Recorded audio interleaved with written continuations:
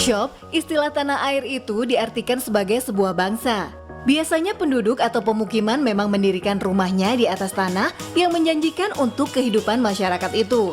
Namun, jika pernah menonton film Waterworld, kita akan ditunjukkan ada sekelompok orang yang hampir tidak menyentuh tanah setiap hari. Sebagian besar hidup mereka habiskan di atas air. Ternyata ini bukan cuma hayalan pembuat film aja sob. Ada beberapa daerah di dunia yang memang dibangun bukan di atas tanah tetapi di atas air.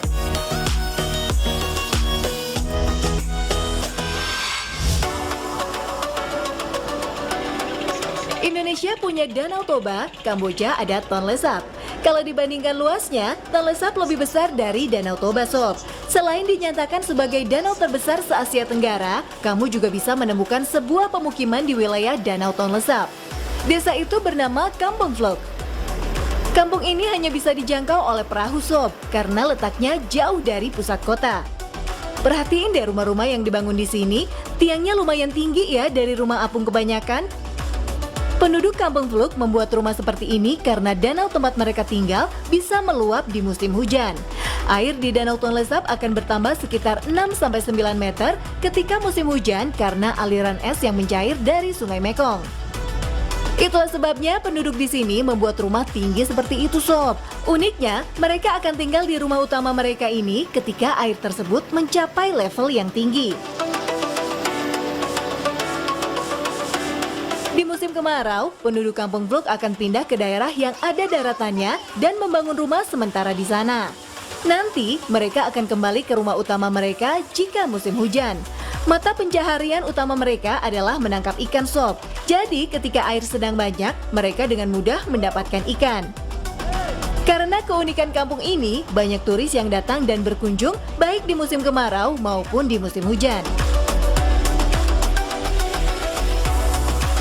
Ada 1.000 lebih rumah dibangun di Tonle Sap. Meski lebih sulit hidup di atas danau, penduduk Kampung Vlok lebih memilih rumah yang ada di atas danau tersebutlah menjadi rumah utama mereka.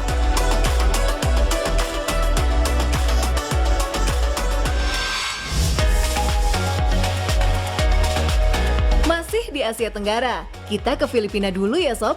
Buat para pecinta olahraga selancar atau surfing, pasti udah kenal kota Surigao. Kota sibuk yang terletak di tepi pantai ini memang ramai dikunjungi wisatawan dunia untuk berselancar. Namun, ternyata Surigao punya permata tersembunyi loh sob. Beberapa kilometer dari pusat kota sibuk ini, ada desa terapung yang sangat damai yang nyaman untuk sekadar melarikan diri dari keramaian. Desa ini bernama Day Asan, Filipina.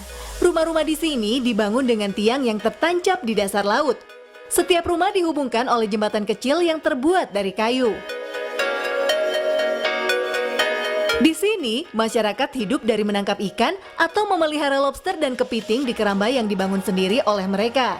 Ketika desa ini semakin populer, beberapa rumah pun dibangun seperti sebuah resort untuk persinggahan agar para turis bisa lebih lama menikmati keindahan desa Day Asan. Jika sudah berada di desa yang mendapat julukan Little Venice of Surigao City ini, jangan lupa untuk mencoba scuba diving ya. Terumbu karangnya indah-indah loh sob, bakalan nyesel deh kalau nggak nyampe ke dasar lautnya.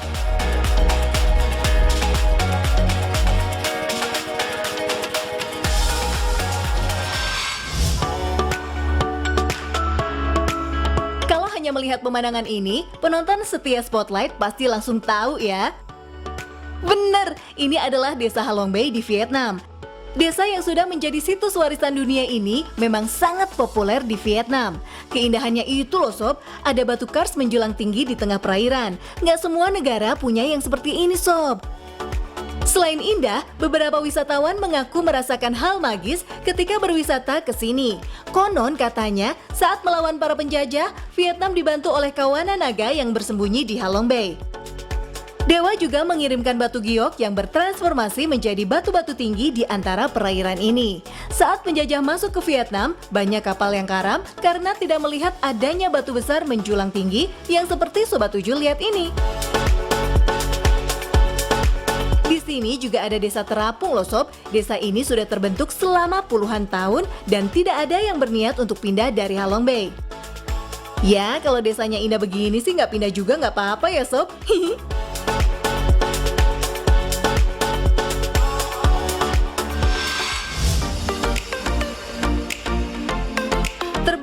Afrika, kita ke Ganvi.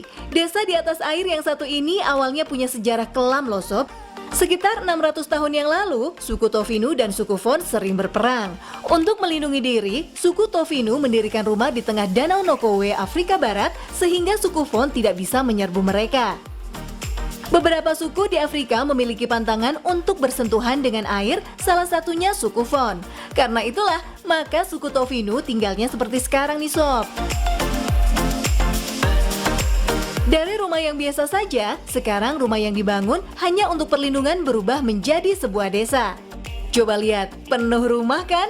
Sekarang ada 20.000 orang yang tinggal di danau ini sob. Bukan hanya rumah, di sini juga ada sekolah, rumah sakit, bahkan hotel loh sob. Dari tempat pelarian, kini menjadi desa wisata. Kamu akan sulit menemukan tanah. Satu-satunya lokasi yang memiliki tanah adalah pemakaman penduduk setempat. Para penduduk mengangkut tanah ini dari daratan. Jika ke Afrika, jangan lupa singgah ke sini ya sob.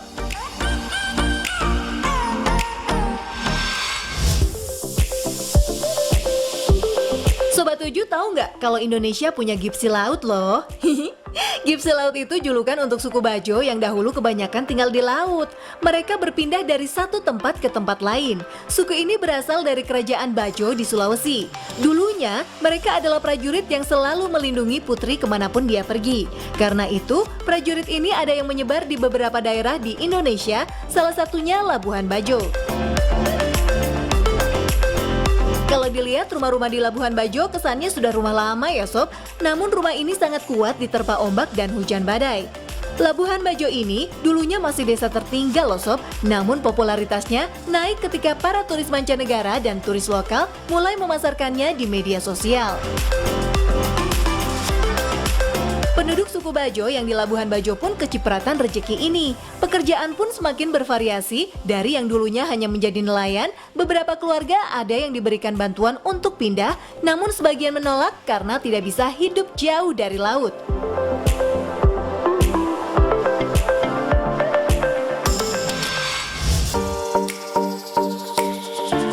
Kalau dibilang desa, sebenarnya desa yang terakhir ini udah cukup maju loh sob.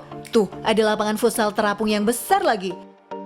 Lapangan ini juga menjadi ikon dari desa Kopanyi di Thailand. Uniknya, desa ini berisi orang-orang keturunan Jawa dan beragama Islam. Makanya, selain desa terapung, desa ini juga dijuluki desa Muslim di Thailand. Orang pertama yang mencapai pulau ini adalah orang Jawa. Mereka membawa panji dan menancapkan panji itu di pulau ini. Karena itulah namanya Kopanyi. Panyi sendiri dalam bahasa Jawa berarti panji. Meski berada dalam kekuasaan Thailand yang mayoritasnya beragama Buddha, di pulau ini rasanya seperti berada di Pulau Jawa loh sob. Apalagi pulau yang berpenduduk 4.000 orang ini memiliki masjid berkubah emas. Keunikan ini juga membuat para wisatawan lokal dan internasional datang mengunjungi desa terapung satu-satunya di Thailand ini. Nah Sobat 7, itulah tadi desa tanpa tanah yang berada di berbagai negara di dunia. Semoga menambah inspirasi untuk travelingmu selanjutnya ya.